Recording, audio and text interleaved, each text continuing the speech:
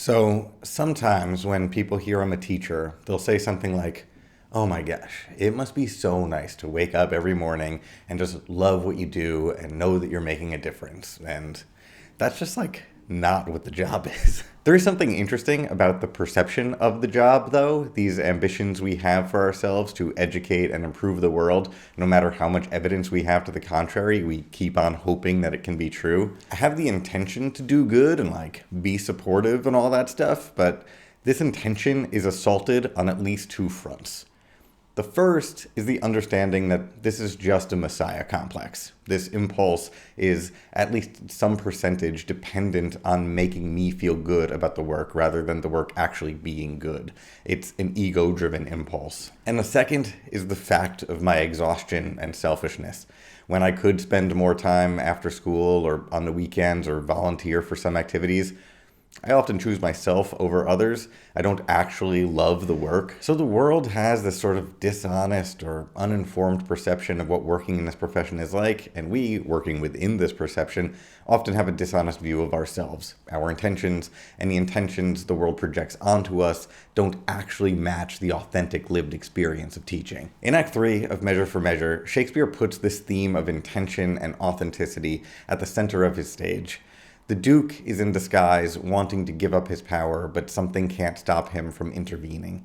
Angelo aspires to the virtues he simply cannot maintain, and the action of this scene is driven by Angelo's inability to fulfill the intentions he has for his own soul.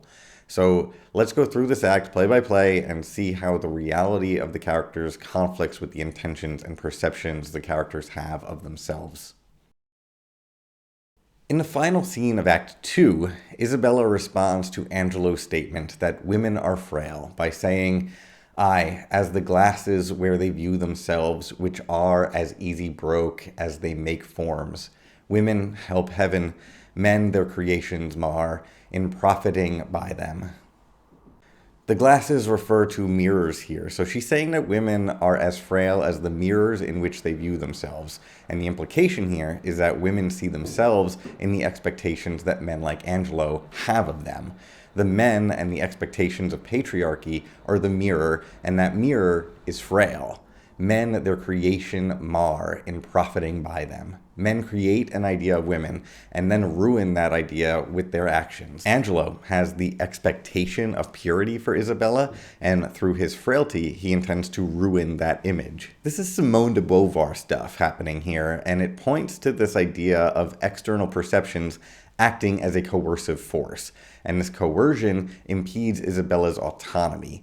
She just wants to opt out, go to the convent, and never need to interact with a man again. These are her intentions, but the external, social, and patriarchal world prevents her from fulfilling those intentions. And then right after that, Act 3 begins with the Duke dressed as a friar consoling Claudio. He understands that Claudio desires to keep living, but this is foolish. Life, he says, is death's fool. For him thou laborest by thy flight to shun, and yet runnest toward him still. It doesn't matter if we intend to live. We're all running towards death. So it's not just the social realities that pull us from our intentions. It's also actually unavoidable stuff like mortality. But obviously Claudio shouldn't accept his death here. I mean, I, sitting in the audience, don't want him to accept it. I get the Duke's point. We're all running towards death regardless of our intentions. But that applies to some larger spiritual arena, not the day-to-day of our human drama. We can keep both ideas in our head at the same time. Yes, we are inevitably heading towards our death. And yes, we should do what we can to preserve our life. The Duke is trying to console Claudio by focusing on the former at the expense of the latter. And that idea persists throughout this play. The idea that the logic which guides our spiritual aspirations cannot always be applied to our corporeal reality. Claudio wants to desire heaven more than his life, but he's in love with Juliet, who remains on Earth. Angelo aspires to some chaste ideal, but lusts after Isabella.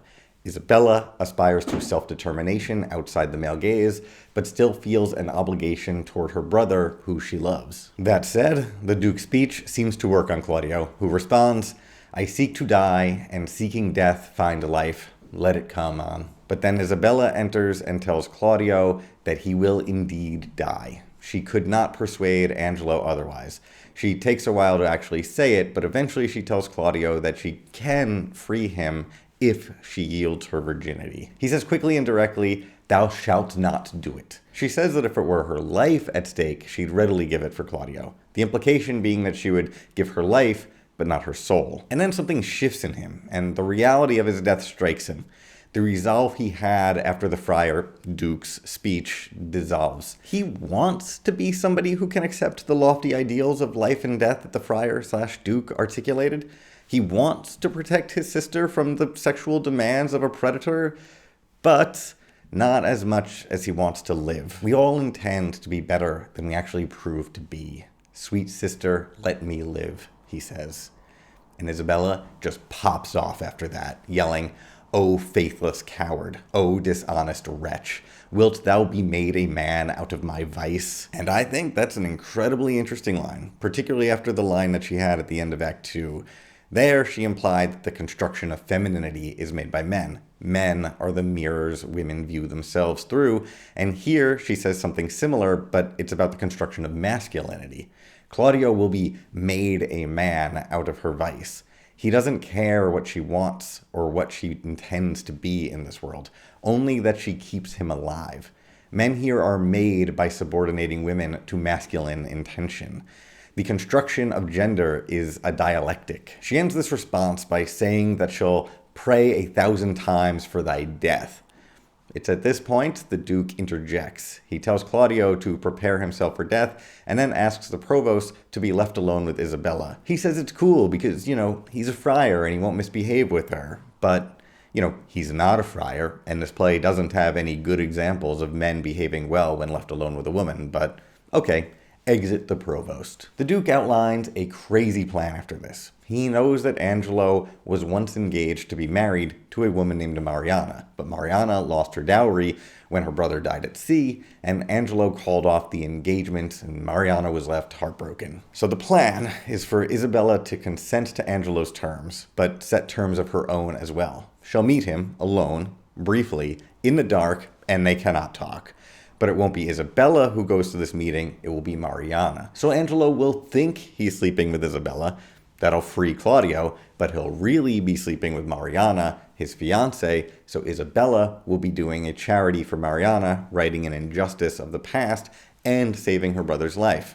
What an absolutely insane plan. So on to scene 2. Elbow has arrested Pompey, the dude that works in a brothel, and is bringing him to prison. Lucio asks if it's for murder or debt, but no, it's for his work in the brothel. The Duke, dressed as a friar, is there and trying to figure out what is going on. He speaks with Lucio, who makes some good jokes about how uptight and passionateless Angelo is, but then turns his wit on the Duke's reputation, unknowingly right in front of the Duke. Lucio says that the Duke would sooner pay for 1,000 babies to be nursed than hang a man with 100 illegitimate children. He attributes his charity to the Duke's being a womanizer and a drunk. The Duke is clearly offended. Here he says, "I never heard the absent Duke much detected for women." Lucio responds by saying, not only is he a womanizer, he's a drunk too, and moreover, a very superficial, ignorant, unweighing fellow. The Duke, in disguise, is clearly pissed off about this, but Lucio says something interesting. He says, "Sir, I know him, and I love him." The Duke clearly wants to be loved. He's the nice guy, the kind ruler who lets people get away with a bit too much.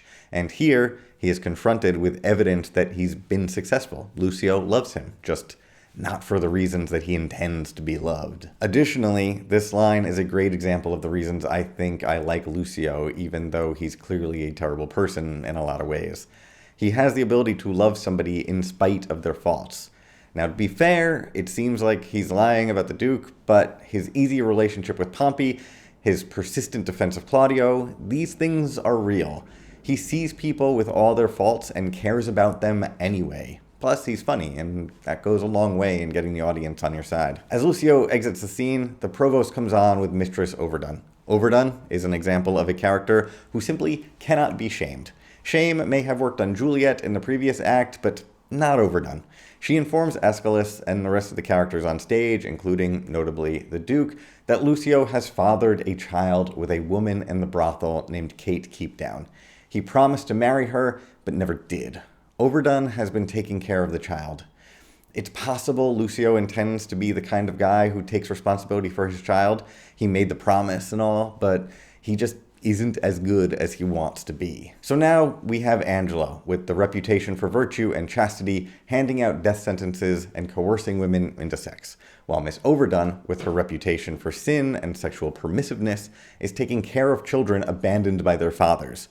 What a play! Reputation and virtue, intention and action. These are messy concepts. The act ends with the Duke talking to himself about Angelo. What may man within him hide, though angel on the outward side?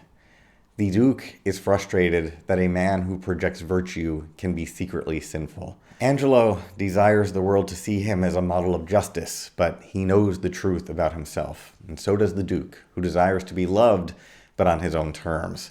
And Isabella also knows the truth about Angelo, as she desires to retreat from the world and protect her brother at the same time.